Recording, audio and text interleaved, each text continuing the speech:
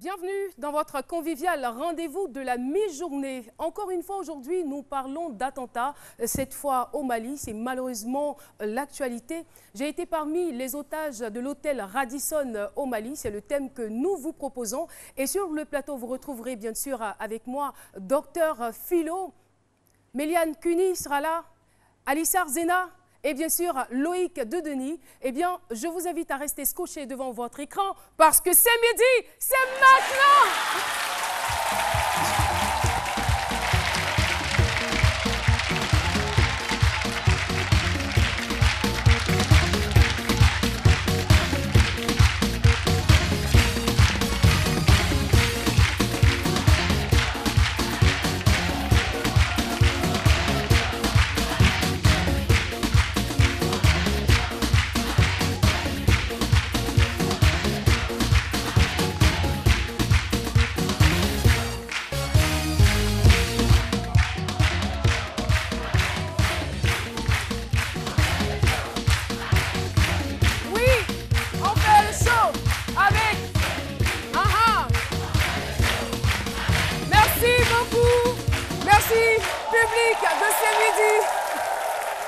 Merci d'être aussi nombreux et aussi beaux. Surtout, ça fait toujours plaisir quand on a un public aussi charmant que vous. Franchement, nous, ça nous inspire, ça nous galvanise. Voilà. Alors, nous allons commencer véritablement cette émission, n'est-ce pas Loïc? Toujours en action, n'est-ce pas? Toujours. Alors. Et pour vous, donc, pour cette chronique, je suis parti rencontrer la Fédération ivoirienne des sports équestres. Je ne vais pas trop en dire, juste c'était très intéressant, on m'a très bien accueilli et il y a toujours quelques détails pour l'enjaillement. Et pour l'enjaillement. Des détails pour l'enjaillement, voilà. Et en même temps, comme tu vois, Caro, aujourd'hui, pour te charmer, j'ai fait cette coupe. Ça, tu me l'as dit, vraiment. Voilà. Vraiment. Est-ce qu'elle n'est pas belle, la coiffure de Loïc? Il me fait... Caroline, c'est pour toi, hein, c'est pour toi. J'ai bien vu, en tout cas, j'aime, je kiffe. Merci. Voilà. Je suis enjaillée, quoi. Donc, au passage, pour les affairages d'Alissar, petit coucou à Véro. Qui s'est occupé de moi, bien sûr. D'accord. Véro, on va l'inviter sur ce plateau. Alors, donc, pour rester dans le contexte des affairages, Alissar Zena. Eh bien, Caro, je sais que mes affairés vont beaucoup rire aujourd'hui quand ils vont regarder mon affairage. Parce que mon invité, il est tellement drôle. Je ne vous en dis pas plus ça. Restez scotchés. Et oui. Et après les affairages, on aura bien sûr Méliane qui est toujours devant son ordinateur. Jamais sans son ordinateur. On te recevra ici en invité témoin. Oui. Dans les réseaux sociaux, on parlera de quoi aujourd'hui? On va parler, pour rester dans le contexte justement affairage aussi, on aura une innovation que les autres vont découvrir à Africa Web Festival, mais on va dire que c'est midi à la primeur de l'information. Africa Web Festival qui démarre déjà demain? Oui, qui démarre aujourd'hui. Aujourd'hui même? Oui. Ah d'accord. Sans philo? Oui, mais je comprends pas. Mais je comprends pourquoi tu as un air un peu triste. Parce qu'il te manque quand même. Oui. Ah, il est là, t'inquiète. Il est juste derrière. Juste derrière.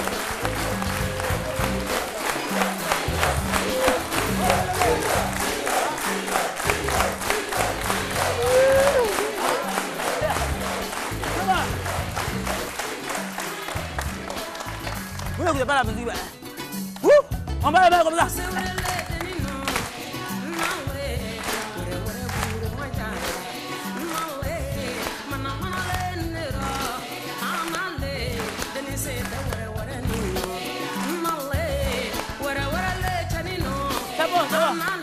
C'est bon, merci beaucoup. Vous me voyez là, ouais, c'est... Ça, c'est le drapeau de quel pays? Ah, du Mali. Ah, c'est pas Ghana. Pour Ghana, là, c'est étoile noire, façon. Voilà. C'est le drapeau du Mali. Au fait, c'est pour juste soutenir le peuple malien. Je ne suis pas un supporter du Mali, des aigles du Mali, mais je supporte le peuple malien, en fait. Voilà. Tout ce qui les touche, nous tous aussi, nous les Ivoiriens. Vous voyez, le Mali et la Côte d'Ivoire, il n'y a pas de différence. On est la même chose. On est la même chose. Au Mali, il y a le Koulouba, le mont Koulouba. En Côte d'Ivoire, on a le mont... comment on appelle? Korogo. Le mont... Voilà, le mont Tokwi ici. Là-bas, il y a Djikroni, ici, il y a Bakroni, Tchakroni, Moussokroni. C'est la même chose. On est la même chose. J'ai porté un maillot des aigles du Mali. Ça pour dire que même dans le football, on est la même chose. Voilà. T'es sûr? Oui, ils ont un joueur là-bas. Il y a des similitudes. Hein? Ouais, D'accord. c'est ça qu'on appelle similitude. Même chose, en fait. Voilà. Donc, ils ont... comment on appelle? Seydou Keita, qui est milieu de terrain. Nous, on a Yaya Touré, qui est milieu de terrain. Seydou Keita, il est capitaine. Mais dans toutes les équipes, il y a des milieux de terrain et des capitaines. Non, c'est pour voir la similitude au fait. Ah d'accord. Voilà. Ah, tu as compris le sens, alors tu faisais exprès. Voilà. Et Yaya, attends, vous allez comprendre tout à l'heure. Oui. Yaya Touré a joué au Barça. Oui. Seydou, comment on appelle? Seydou. Non, Keita. Seydou Keita a joué aussi au Barça. Barça. Donc vous voyez, les choses, c'est la même chose au fait. Même Coupe d'Afrique, on a joué au Cannes, ils ont joué au Cannes. Oui. Hein? Nous, on a pris. Ils ont... Là, je pense que c'est là que ça va s'arrêter, n'est-ce pas? Même dans le drapeau. Vous allez prendre Nia Lassona, Abnata Londo, Agamea, va prier. Nia Lassona. Merci. Docteur Philo, eh bien, clin d'œil est donc fait au Mali. Cela est encore frais dans nos esprits parce que le 20 dernier, le 20 du mois de novembre, le Mali a été malheureusement le théâtre d'un attentat qui a fait plus de 22 morts et 170 otages, dont notre invité témoin qui viendra nous dire ce qu'il a véritablement vu. Il était donc otage parmi ces personnes qui étaient dans cet hôtel du Radisson Blu. J'étais parmi les otages du Radisson Hotel. C'est donc le thème qu'on a retenu pour ce jour. Et laissons donc l'expertise de notre docteur en humour nous donner son avis sur la question.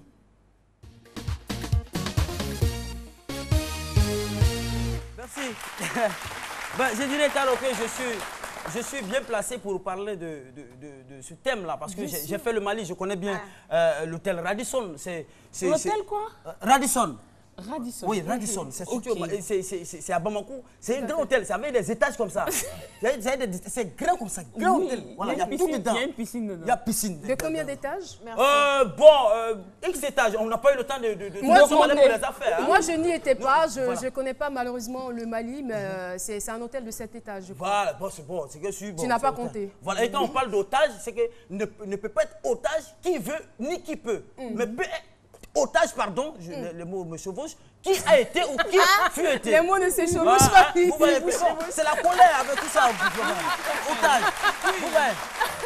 Quand on prend otage, on sait qu'on ne peut pas faire otage n'importe où. Voilà, c'est à l'étage, on peut faire otage. Vous voyez, voilà, vous êtes l'autre. Vous êtes l'autre. Voilà. Et ceux, malheureusement, qui vont vous prendre en otage, vous êtes l'autre, vous les recevez, mais c'est vous qui souffrez, malgré que vous soyez leur hôte. Quand c'est en bas d'étage, on dit ré-otage. Vous voyez un peu, voilà, on dit ré-otage. Donc, otage, c'est en hauteur. Donc, otage en hauteur. Mais c'est une situation très déplorable. Vous voyez, c'est une situation très déplorable. Donc, notre citoyen qui n'ont rien à voir avec certaines situations, on voit les trucs, bon, c'est pas trop joli à voir. Mais ce que je peux dire, c'est que c'est pas la première fois pour avoir fait le Mali, c'est pas la première fois qu'on est dans une telle situation. Il y a eu à l'époque, je vois si j'ai bonne mémoire, un attentat même qui a été perpétré par un bébé qui est venu au monde. Dès qu'il est arrivé net, il a pris toute une maternité en otage. Comment ça? Hein? Il a pris toute une agenda. Et quand il est venu, le bébé, quand le bébé vient, ils ont le bras plié comme ça. On ne savait pas ce qu'il y a dans la main de l'enfant. Et l'enfant qui dit, les gens pensaient que tout ce et les gens commençaient à courir. Et le bébé, en même temps, il réclamait en même temps un biberon. Et ça a été nommé attenté au biberon piégé. Mais on a réussi à résoudre cela. Vous voyez un peu. Donc, au biberon piégé. Voilà. Attention au biberon piégé. Oui, parce qu'il réclamait un biberon. Et les gens peuvent l'envoyer, c'était un piège. C'était un piège. Donc pour clore mes propos, Caro, je dirais tout simplement que les noms des hôtels, il faut faire très attention avec le nom des hôtels. Parce que vous voyez, quand les gens viennent attaquer les hôtels, Radisson, ça sonne un peu, vous voyez, Radisson, ça sonne un peu arabe. Et ça attire les gens. Si quand tu donnes ton hôtel, Lago Gogoua, qui connaît le nom ça là, il va aller faire quoi? Non, c'est parce que là où ça s'en va là, franchement.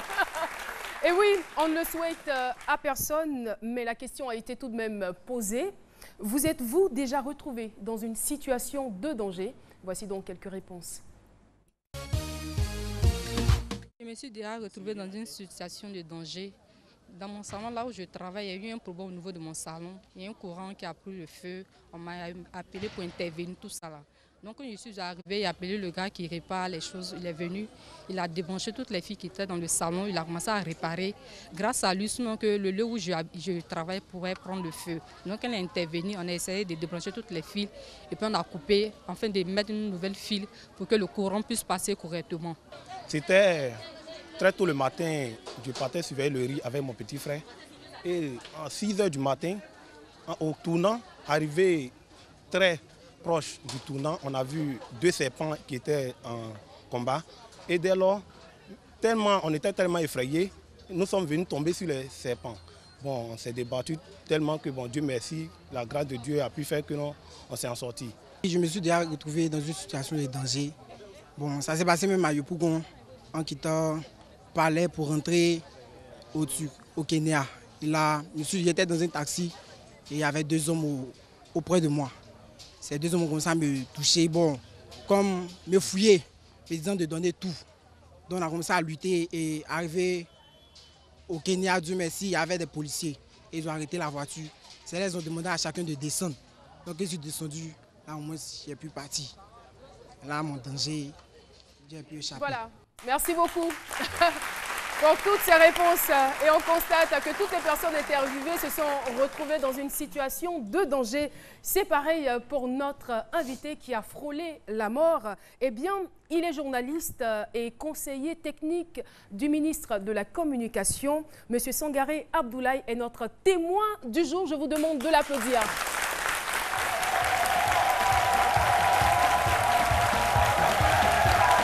Installez-vous. Monsieur Sangaré, bonjour. Bonjour, Caro. Et parce que vous avez été gardé, parce que vous étiez parmi les otages, ça a été certainement difficile. Je vais demander encore une fois au public de vous ovationner. On fait un triomphe pour notre invité.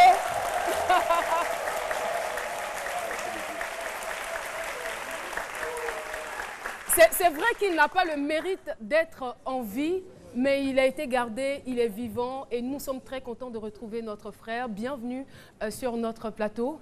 Merci Caroline. Alors, dans un premier temps, on va essayer de situer le contexte, de savoir les raisons qui vous ont emmené vers Bamako. Ben, c'est des raisons de plaisir. J'ai été pendant tout un mois dans la chevauchée fantastique de la campagne électorale qui a vu la victoire de mon président. J'étais dans l'équipe de communication. Et après cet événement, j'ai décidé de me retirer quelque part pour souffler un peu. Et mon choix s'est porté sur Dakar et Bamako. Et j'ai des amis qui m'ont convaincu de passer par Bamako. Et donc, j'ai décidé d'aller à Bamako. Et vous avez donc choisi le Radisson Blu. Oui, j'ai choisi comme le destination. Radisson Blu, absolument. Et c'était quoi l'ambiance avant le 20 novembre? L'ambiance, pour un vacancier, c'est la grasse matinée, c'est les soirées tardives avec les amis. Je ne fais pas de publicité, mais il y a beaucoup de lieux de plaisir à Bamako pour avoir la bonne bouffe, pour bien s'amuser.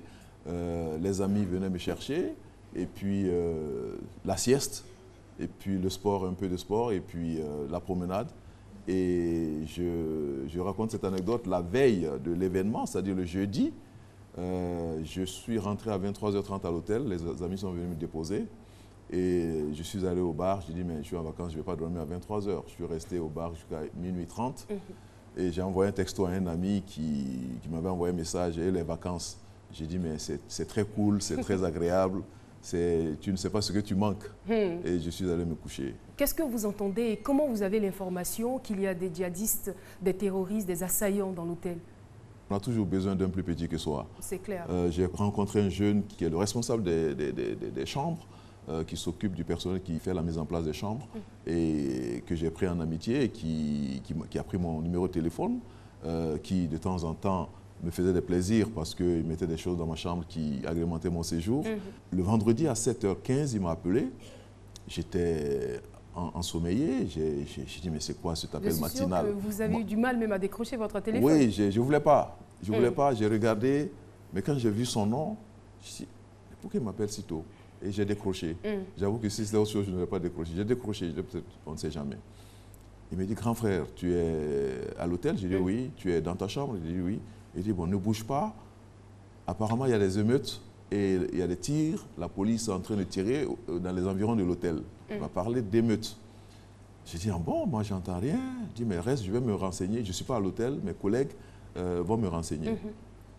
Tout de suite, je prends mon téléphone, j'appelle un ami qui était à 100 mètres à vol d'oiseau, qui était dans un appartement avec qui je passais les vacances. Lui, il était un de mes hôtes.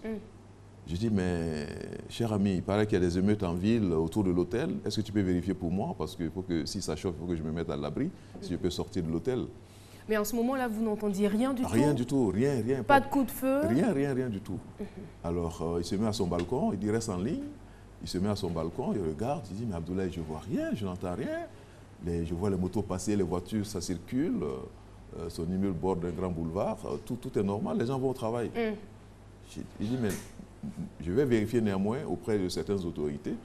Et puis, quelques minutes après, il m'a rappelé, je viens d'avoir le directeur de cabinet du président, mais bien avant lui, le jeune en question de l'hôtel me rappelle et me dit, ah, grand frère, c'est très sérieux, les éléments, mes collègues sont réfugiés dans un bâtiment, dans un bloc qui fait office de mosquée au sein de l'hôtel, c'est des djihadistes qui ont attaqué l'hôtel. Alors là, c'est comme si on m'annonçait un tremblement de terre. J'imagine. J'ai dit, mais là, c'est fini, quoi. J'ai dit, là, c'est... Et quelques instants après, mon ami appelle, il venait d'avoir le directeur de cabinet du président de la République du Mali, qui lui confirme qu'il y avait une attaque djihadiste sur l'hôtel. Wow. Avec ce qu'on venait d'entendre par rapport à la France, par rapport à d'autres pays qui avaient été attaqués, je suis sûre que, comme vous l'avez dit, un tremblement de terre, mais là, il y a beaucoup de choses qui se passent en même temps, qui défilent dans votre esprit. C'est vraiment la porte de l'enfer qui s'ouvre là. Et vous étiez à quel niveau?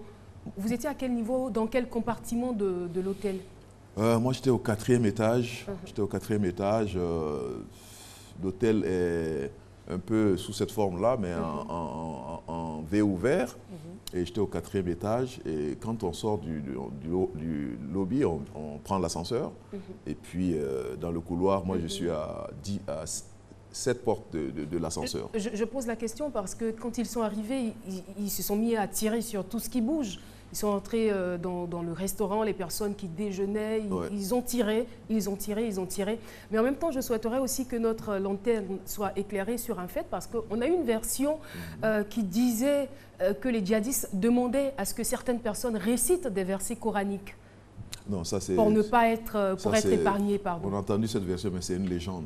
Ces gens n'avaient pas le temps de poser la question à qui que ce soit. En tant que journaliste, vous avez eu le temps de vérifier. Oui, on a vérifié. Moi, j'ai vérifié. Ils n'ont pas eu le temps de poser la question à qui que ce soit. Parce que le lendemain, je suis passé à l'hôtel. Le surlendemain, je suis passé à l'hôtel parce qu'il fallait récupérer les affaires. Mais rien de tout cela. Ils sont arrivés. Ils avaient des valisettes. Ils ont ouvert. Ils ont sorti leurs armes. À la montée des escaliers des marches, parce que l'hôtel est conçu de telle sorte qu'il y a des marches. Et en montant les marches, ils ont arrosé la sécurité. Ensuite, ils sont entrés dans le hall, ils ont tiré sur tout ce qui bougeait. Et leur objectif, c'était d'aller au restaurant. Et c'est pour cela qu'ils ont choisi cette heure-là. Parce qu'à cette heure, tous ceux qui ont des activités, l'hôtel était plein. Les gens sont venus pour des séminaires, des colloques, des rendez-vous d'affaires. Donc, ils déjeunent tôt et puis ils s'en vont à leur rendez-vous. Le restaurant est situé au 1er étage. Ils sont partis directement au 1er étage. À l'intérieur de l'hôtel, il y a un escalier en colimaçon qui permet d'accéder au voilà. En tant que journaliste, vous avez un esprit critique. Quand vous analysez la situation, est-ce que vous pensez qu'ils avaient une cible ou des motivations réelles qui les poussaient à agir de la sorte? Non, moi j'ai tout dit. J'ai dit les djihadistes, je l'ai déjà dit à des confrères, ils ont pour vocation de prendre des otages et de les tuer ou de demander des rançons. Et prendre des otages dans un hôtel comme le Radisson, c'est certainement pour tuer le maximum de gens. Voilà. Et déjà, on a la réaction d'un internaute qui vous encourage, qui remercie Dieu pour votre survie. Merci. Et moi, j'aimerais savoir comment vous en êtes sorti. Comme si je vous demandais de poser la question au bon Dieu. C'est la grâce de Dieu, je rends grâce à Dieu tous les matins. Et je pense que c'est Dieu qui a fait que je m'en sorti. Vous avez passé des heures dans la chambre. Nous, on veut revivre ces instants-là. Ça a été quoi? Est-ce que vous vous êtes couché sur votre lit? Vous êtes allé dans les toilettes, dans la douche? Qu'est-ce que vous faisiez? Quand ça a commencé, j'étais dans mon pyjama.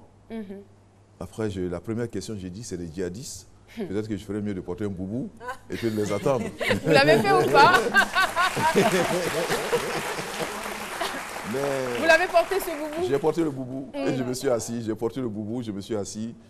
Et puis, jusqu'à ce que je vois à l'antenne les premières exfiltrations. Ça veut dire que je suis resté en boubou pendant 2 heures. De 7 heures jusqu'à 9 heures, 10 heures. C'est vers 11 heures qu'on a vu les premières exfiltrations sur les chaînes d'information continue. Alors, j'ai dit, bon, les exfiltrations ont commencé. Ça veut dire que les forces spéciales ont pris position dans l'hôtel. Il y a une progression. J'attends mon tour. J'ai enlevé le boubou. J'ai porté un jean, un polo rayé, ma veste. J'ai pris ce que j'avais comme argent, mes cartes de crédit, passeport. Et puis j'ai porté mes chaussures. Et je me suis assis sur le lit en attendant le pire ou le meilleur. Oh là là. Heureusement que le meilleur est arrivé pour vous. Meilleur est arrivé. Et malheureusement pour les autres qui sont partis. Oui, Philo. Parce que là, je brûle de curiosité. Là. Je vais renchérir un peu la question de Miliane, à savoir comment vous en êtes sorti. Mais je veux savoir comment vous libérez. C'est pas parce qu'ils étaient avec vous dans la chambre, ils vous ont libéré, ou bien c'est les forces spéciales qui sont allées vous libérer? S'il y avait des critères de libération. Ah bon? Je sais pas. Il n'y avait pas de critères de libération. On a su par les chaînes qu'il y avait les forces spéciales maliennes ont investi le hall de l'hôtel.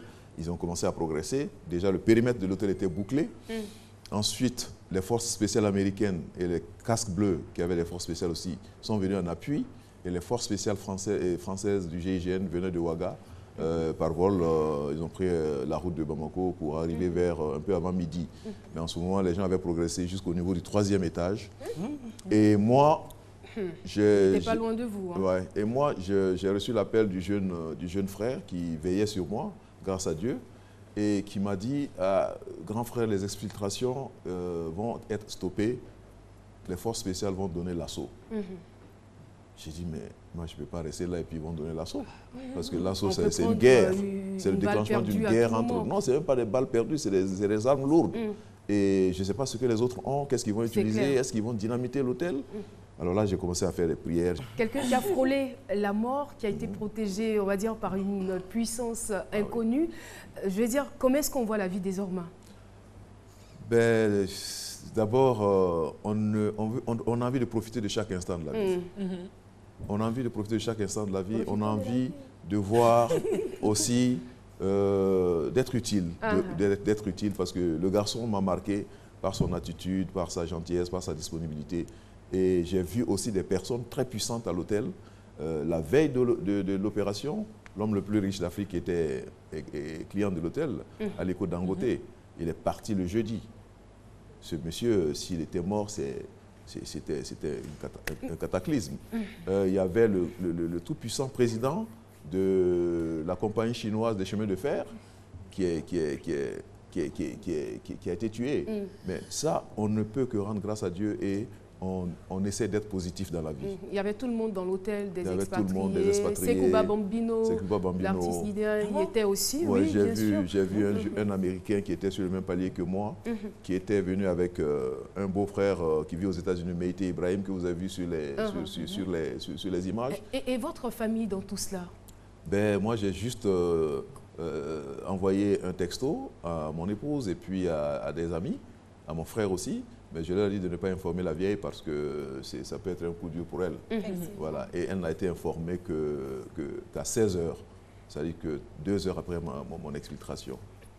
Et c'est là qu'on va terminer. En tout cas, on vous remercie. Merci pour cet intéressant témoignage. Et on est tellement content que vous soyez là. Nous saisissons l'opportunité pour saluer le peuple malien, encourager surtout la jeunesse de reprendre espoir, la vie continue. Et nous saluons aussi Limzani, c'est son nom. C'est un promoteur de spectacle. Oui, très rapidement. Très rapidement, je voulais juste dire merci aux autorités ivoiriennes, merci aux autorités maliennes, merci au président de la République. Moi, simple citoyen, il a pris son téléphone, il m'a appelé pour savoir comment ça s'est passé. Et je crois qu'on va vous prendre en otage parce que nous attendons le président de la République sur ce plateau et il ne vient pas. Alors, on ne laisse pas partir. Hein. On gère ça pendant que la pub passe.